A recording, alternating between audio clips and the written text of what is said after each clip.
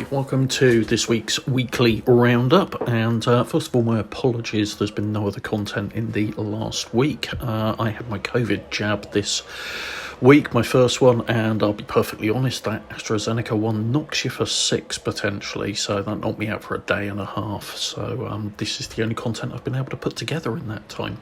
So what do we have in this week's update? Well, let me run you through it. So kicking off first of all, Automobilista 2 has had an update, and I'm going to put together a separate video for this one because they have now added in the 2021 cars for the Brazilian stock car series, which are as fun as ever.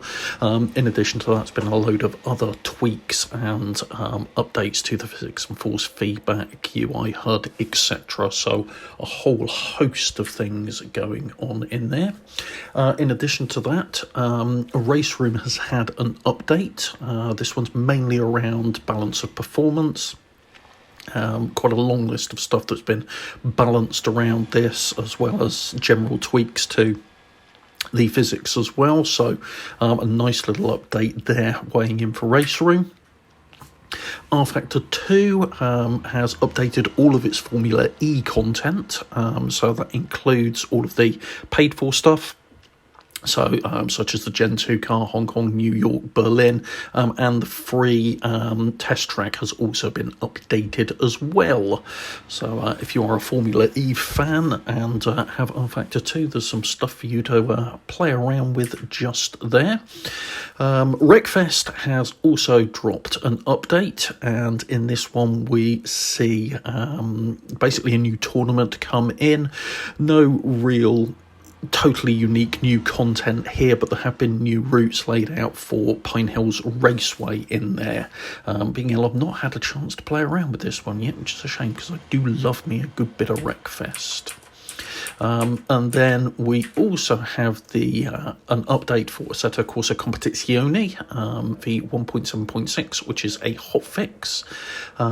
So a few physics tweaks for a lot of the cars, both GT3 and GT4 in there, and some gameplay and UI fixes. And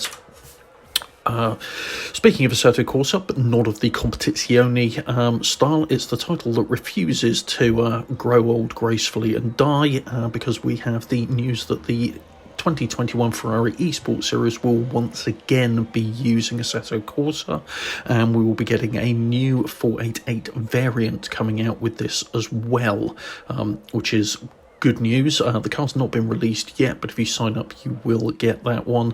One thing to be aware of is I don't think the eSports series, same as last year, is operating across all countries, so you may need to be a bit creative about your country to be able to get access to the car. But even if you're not intending to compete, it's a good way of getting a new official car for Assetto Corsa, so well worth a look in regard to that.